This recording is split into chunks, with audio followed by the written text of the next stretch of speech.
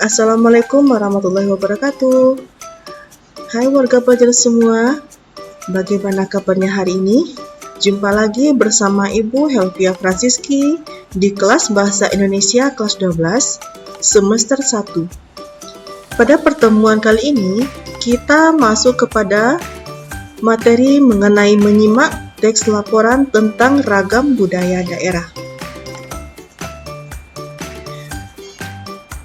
Pada pertemuan ini, kita membahas mengenai menyimak laporan.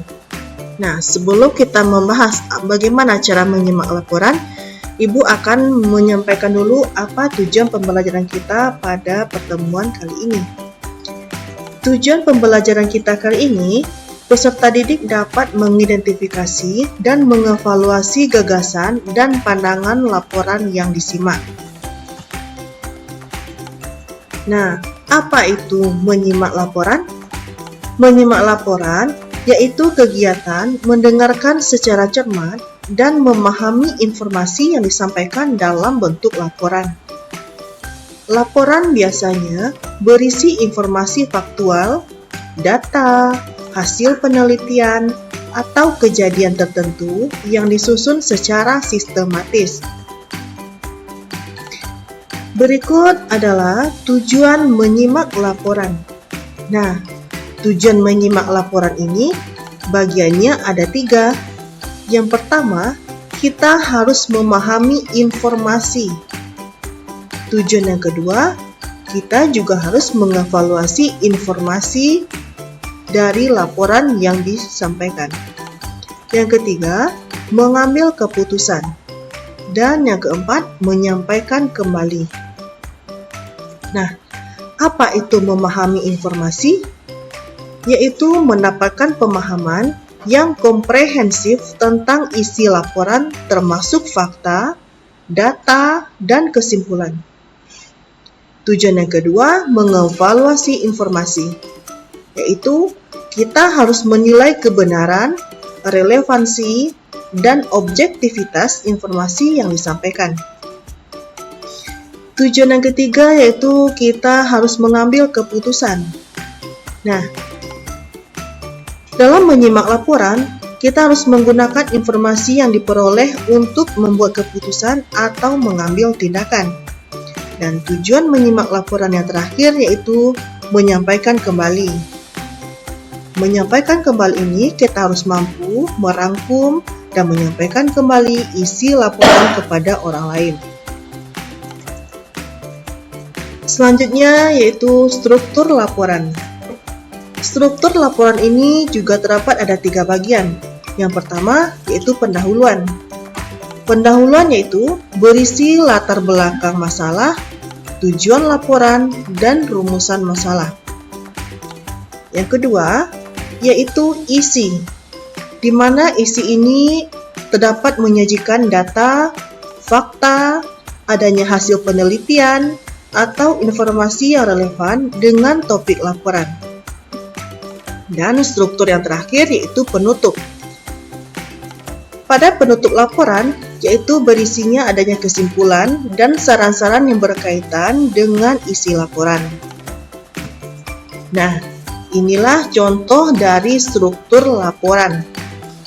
Di sini Ibu memberikan sebuah contoh yaitu sejarah berdirinya jam gadang. Nah, di sini terdapat adanya pendahuluan. Di dalam pendahuluan ini terdapat isinya jam gadang menara jam ikonik di kota Bukit Tinggi, Sumatera Barat. Memiliki sejarah yang menarik dan menjadi saksi bisu perjalanan waktu kota tersebut. Dibangun pada masa penjajahan Belanda. Bangunan ini menyimpan kisah unik di balik konstruksinya. Struktur yang kedua yaitu terdapat isi laporan.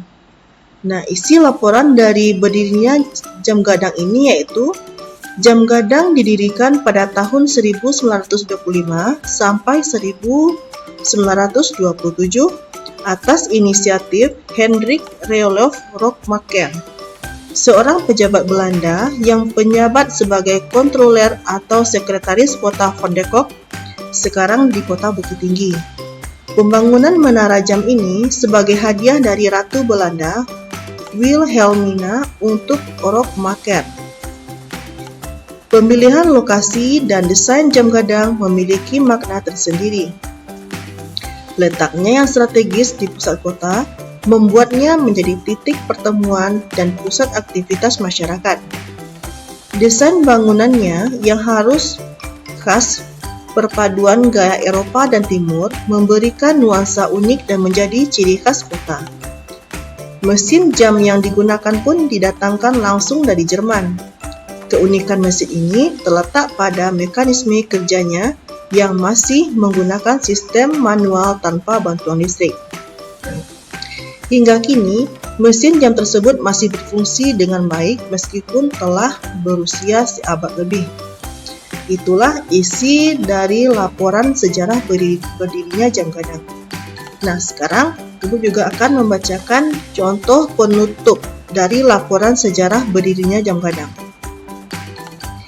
Jam gadang bukan hanya sekadar bangunan tua, tetapi juga menjadi simbol sejarah dan kebanggaan masyarakat Bukit Tinggi. Keberadaannya mengingatkan kita akan masa lalu dan menjadi warisan budaya yang perlu dilestarikan.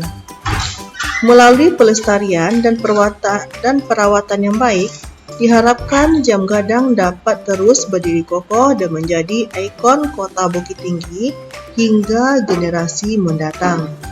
Nah, itulah kita dapat mengambil contoh dari struktur teks laporan. Nah, selanjutnya kita masuk kepada jenis-jenis laporan. Laporan dapat diklasifikasikan berdasarkan berbagai kriteria. Antara lain, yang pertama berdasarkan isi. Berdasarkan isi ini, jenis laporannya berbagai macam. Ada berbentuk laporan ilmiah, laporan kegiatan, laporan hasil penelitian. Yang kedua, jenisnya berdasarkan bentuk, yaitu adanya laporan tertulis, laporan lisan, laporan presentasi. Dan jenis yang ketiga berdasarkan tujuan, yaitu laporan yang berbentuk informatif, laporan persuasif, dan laporan evaluatif. Selanjutnya yaitu strategi menyimak